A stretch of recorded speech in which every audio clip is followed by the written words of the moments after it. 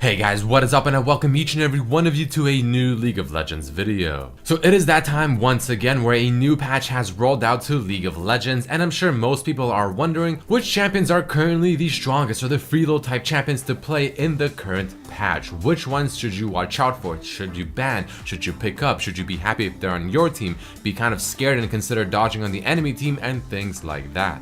So hopefully this video will get you covered on that, on top of also giving you a few honorable mentions that I also think you should definitely look out for. Now this video will be made in collaboration with Pro Guides, a fantastic website which I have a link down below to a free trial, a website that tries to improve your overall League of Legends gameplay and knowledge. I have a link to them down below in the description below. Definitely recommend checking them out and trying out their free trial. But without much further ado, let's get right into the FREELO champions of this current patch. So to start things off, I want to talk about Jace. Jace can be played either in the top lane or the mid lane, so it almost doesn't even really matter where you want to put him. But he's definitely beginning to show his dominance, especially in the top lane, being able to just simply outdamage almost every other top laner, put a lot of pressure in the lane, get the towers early, and get the snowball going. But what makes Jace even better for this current patch is the fact that lethality did get buffed. The lethality is better on Jace, it's a fantastic stat on him, and the items that you normally want to get on Jace, maybe like a Youmuu's, a nice edge, even sometimes in very rare scenarios a Duskblade, well, all these items are just simply better now. So all of this on top of Jace just having a lot of prowess within his kit, being able to just simply dominate his lane,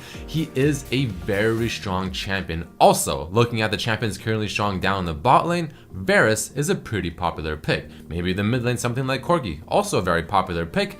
Jace synergizes with these champions well enough because there is going to be a lot of poke coming out of your team. It's extremely difficult to deal with, especially in solo queue, and a lot of teams will simply not know what to do. And on top of this, if you ever snowball with Jace, which you probably will pretty frequently, he will do an insane amount of damage very quickly, whether you're diving in for the kill or you're poking them from afar. So with all that being said, let's take a quick look at what kind of build you want to do when playing Jace. So you definitely want to opt in for that Thunderlords because it just adds more to your overall burst and your potential to actually just dominate the laning phase. And again, for items, you want to go a different combination, just kind of depends on what you're facing, but the ones you see here, the Youmuu's, your Lucidity Boots, and your Black Cleaver are already giving you 40%. Nice Edge giving you that fantastic new buff now, which has a much lower cooldown, on top of the lethality combining with the Youmuu's plus the Black Cleaver is going to be very deadly. Then you finish off the last Whisper and you're going to be shredding through almost any single person. The last item can be either Bloodthirster for lifesteal and just more damage, or the safe route being a Guardian's Angel.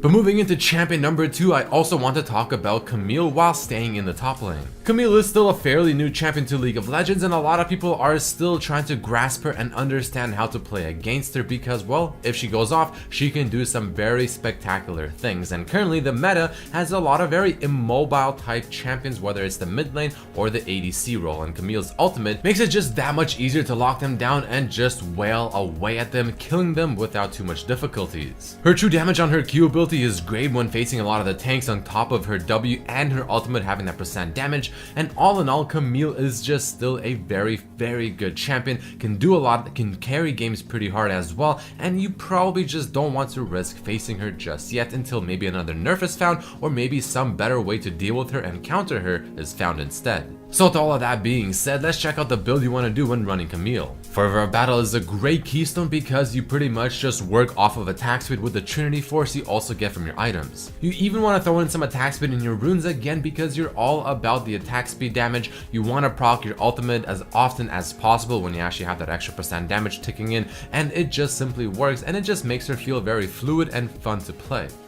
But next up, let's jump over to the mid lane very quickly and talk about one very specific champion, LeBlanc. Now there's definitely quite a bit of champions in the mid lane that are considered to be quite good, but one that really kind of sticks out and one that you just simply don't want to have to face, especially if you're the mid lane player, is definitely LeBlanc. I mean, this champion can do a lot. Granted, I do believe she is more difficult to play because of just the sheer amount of things you can now do and the different ways you can approach a situation and knowing which way is the better way or the best way. She is still a very scary champion. champion having a very strong laning phase as well, and if you ever get the perfect combo of landing your W in a team fight on a 3 to 5 people on the enemy team and then throwing in your Q, you're just going to be watching all of their HP just simply plummet. All in all, LeBlanc is just still a very scary and feared champion in the mid lane, and it's just not one you want to face because of the slightest mistake, well, chances are you already lost your lane and maybe even lost your team the game. But let's take a quick look at LeBlanc's items and overall build, just like every other champion. Thunderlords, without question, it's pretty much a no-brainer. For your items, Morellonomicon is great for that 20% CDR and just the early power spike, and then you can go for items like a Luden's Echo, Rabadon's, Void Staff. Zhonya's is great, but if you're feeling extra spicy and you want to really make things interesting, you can replace one of those items like the Luden's Echo or the Zhonya's with the Lichbane instead. It sounds a little bit weird at first, but trust me, if you get the playstyle right, it's extremely effective. Next up, we're gonna go all the way into the jungle where, as usual, there's just a handful of champions we have to discuss. The first champion I want to talk about is going to be Hecarim, a very familiar name by now because I just seem to always bring him up because he's just always very, very strong. I said this in the last video and I'll say it again, Hecarim is at the point where he can just simply build pure tank with one damage item being Trinity Force and still not only do a lot of damage, have fantastic gap close, have good wave clear, or I guess jungle clear in this case, have pretty good ganking potential as well. His ultimate gives him some insanely strong gap closing potential, and for the most part the idea is the fact that he can get to the backline, dish out a lot of damage, but be probably the most difficult champion to kill on his team. All of this into one package makes for a very deadly champion, one that I personally almost always ban if I have to, just because of how scary he is and just because of how many games I have lost to this damn pony. So with all that being said and done, let's take a very quick look at the build. Courage of the Colossus is still most likely your go-to because it just gives you exactly what you want, and there's just no other real keystone other than maybe Thunderlords that is just as intriguing. But other than that, like I said, for items, Triforce is your main damage one, while you have maybe some somewhat semi-damage items like Deadman's Plate, but for the most part, Triforce, your main source of damage, everything else is just tankiness to make you just last in that fight as long as possible. And oh boy is it effective.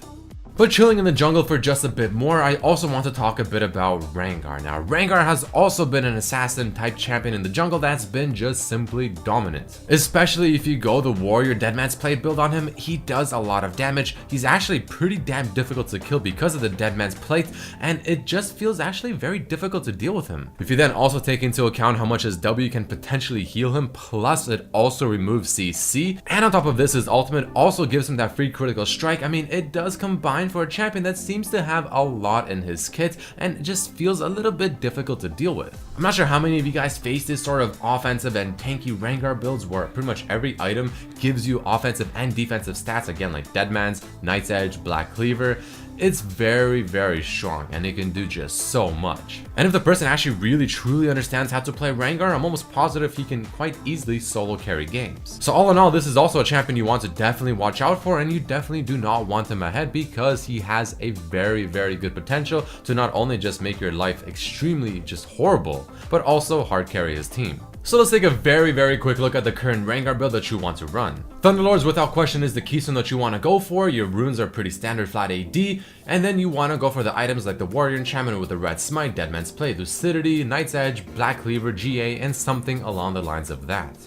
But next to Rengar, we also have another very effective jungle champion at the very moment, Rengar's rival, Kha'Zix. So this spot was extremely difficult for me to decide between Kha'Zix and Zac because I actually think both of them are equally as strong, and one of them can hard carry a game while the other one maybe may not, and vice versa, and it honestly was very difficult to decide which one to put in, but I figured I put Zac in the last video, so for this one let's put in Kha'Zix. But in all honesty, I'm actually seeing Kha'Zix banned in almost every single game that I'm currently playing in ranked rather than Zac. So that in itself already made me sort of convinced that, yeah, maybe Kha'Zix is just simply the better champion at the very moment, especially now with the lethality buffs again to Duskblade, to Night's Edge, to Youmuu's, all of which are items that Kha'Zix can without question build just depending on the current scenario and the game that he's in. But regardless, Kha'Zix still has fantastic jungle clear. I mean, it's not the best in the world, but it's definitely good enough. His ganking potential is still just as good as ever, and his Q ability, especially if you upgrade it first, not only can you solo Dragon very early, but if you happen to find someone in the jungle by themselves, well, the damage on it, especially with how low the cooldown is just extremely difficult to duel. There's been a lot of instances, especially some more recently, where I've seen Kha'Zix jump in for the kills maybe around level 5 or so, and the damage that the Q does is just, it really is horrific. It's just a scary sight to see. But regardless, I mean, there's not much more to say because Kha'Zix has been known to be a top tier jungler for several patches now. It just so happens that he's here once again, ready to go. So of course, with that being said, let's take a very quick look at his build. The warrior enchantment plus also getting the Knight's Edge, the Duskblade, and maybe even throwing in the Youmuu's instead of Knight's Edge, just depending on what you're facing, is what you usually want to do. Again, remember, 2 of these 3 items, if not maybe all 3 of them if you somehow for whatever reason choose to get them, are all pretty much buffed because of the lethality, and also Knight's Edge and Duskblade receiving specific buffs to themselves as well. Flat AD runes and Thunderlords being also quite simple stuff there, but in terms of what you want to evolve, I'm actually really starting to like evolving Q first, followed by E, and then usually your ultimate. And the last champion I want to talk about before going into several honorable mentions is going to be all the way down in the bot lane, Malzahar's support. Now, as far as I'm aware, I don't believe he received any nerfs whatsoever in this current patch, so without question, I mean, he is still going to be a dominant force down in the bot lane as a support champion because of just how much damage he can offer, the CC he can provide, and just the overall annoyance his void lanes can also bring into his kit. The great thing about Malzahar down in the bot lane is because, well, he's still extremely useful with his ultimate, just simply pressing that R button and locking someone down for his team to wail away at, but you can still, chances are, build that new cheap Rallies, which is just a lot easier to get, the Andre's Torment, and those are really the only 2 core items that you truly need in order to be an actual decent threat, especially as a support champion. So with all that being put together, I mean, he does definitely make for a very, very scary champion down on the bot lane, so even to this day, I still see Malzahar banned extremely frequently, and if he's not banned, well, chances are he will be picked. If not, then it's something probably like Misfortune support or something along the lines of that. But regardless, let's take a very quick look at Malzahar's build. You want to go for the Thunderlords because it does give you that extra lane pressure which you really want, especially down in the bot lane, and your items start off a little bit supporty with the sight stun, but then you transition into essentially an AP mid laner with the Rallies, the Void Staff, Rabadons, Morellonomicon, and whatever else your heart desires. Alright, now before we end off the video, I do want to go over some very quick honorable mentions, the first of which being Jhin. I have not talked about any ADC in this video whatsoever, so I felt like it's not only necessary to actually bring up an ADC, but I feel like Jhin is still in actually a pretty damn good spot, and I actually still see him being picked very frequently. The reason is simple. I mean, there's a lot of very popular and strong immobile ADCs like himself, Varus, maybe even Ashe or something, a Meph. But the thing about Jhin is the fact that he can also do a lot of damage and be very useful from a very far distance, which is very unique to his kit. Following this, I want to quickly talk about the new reworked Warwick. I mean, I actually don't feel like he's all that weak, but he's not necessarily overpowered either. He's in a pretty good spot. If ahead, he's very difficult to deal with, but if behind, he's actually very easy to deal with. But all in all, I mean, this is probably not a champion you want to have to face and maybe even have on your team in certain occasions, so for the most part, if you really have to, you might want to ban him out. And finally, 2 very quick honorable mentions over in the top lane, Nautilus and Maokai, the 2 absolute kings when it comes to tanky champions, chilling in the top lane and being essentially the initiators for their team. These guys have a lot of CC in their kit, they do their job very effectively, they're extremely hard to kill, and they're just simply obnoxious to face. So if you ever need to fill in the tank role as a top laner, Nautilus, Maokai, without question, your 2 go-to champions. But either way, guys, that is about it for this video. Thank you all so much for watching. If you enjoyed the video, make sure to hit that like button to show your support, especially if you want me to continue doing this every other patch. But again, thank you all so much for watching, and I hope to see you for my next video. Peace.